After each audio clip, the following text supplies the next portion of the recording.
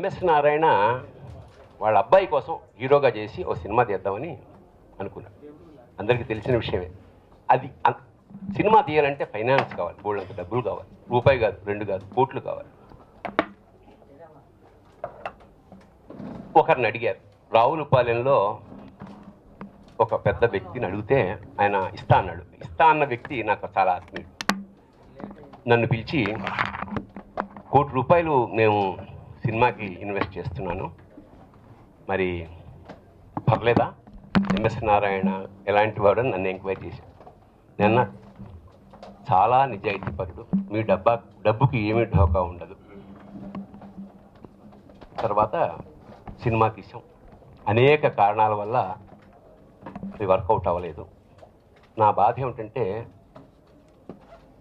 ఆ డబ్బు వాళ్ళకి ఇవ్వాలి, నేను మధ్యవర్తిని.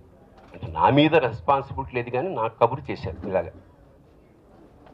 సరే, చాలా చర్చల తర్వాత డబ్బు చెల్లించాల్సినప్పుడు ఆ సమక్షంలో నేనున్నా. మా ఇంటికి ఒక పెద్ద సిమెంట్ బస్తాతోటి డబ్బు తీసుకొచ్చాడు.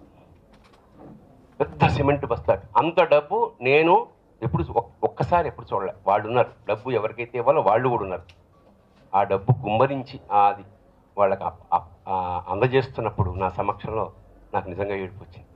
ఎందుకంటే అన్ని కోట్ల రూపాయలు అన్ని లక్షలు ఎట్లా సాధ్యం ఒక మనిషి ఇక్కడ సంపాదించడం?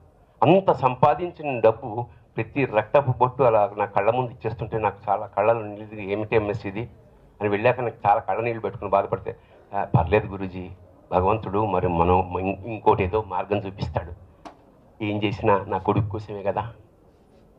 అంటే చాలామంది కొడుకుల కోసం చాలా చేస్తారు. ఇలాగా పోయినా పర్వాలేదు, నా కొడుకు బాగుపడాలి, అతన్ని చూసుకోవాలన్న తపనతో చేసిన తండ్రి. నేను నిజంగా భగవంతుడు ఆ మాట విన్నాడేమో. ఆ తర్వాత అతను మంచి, అంటే కమెడియన్లో టాప్ స్టార్కి. నేను ఇప్పుడే అంటున్నా, ఇవాళ ఎంఎస్ లేనట్టు ఎక్కడా లేదు. ఇవాళ మాకు ఉన్నట్టుగానే ఎక్కడి నుంచో ఏదో మూల గురూజీ అని వాయిస్ వచ్చి ఈ వేదిక మీద కూర్చుంటాడేమో అనిపిస్తుంది.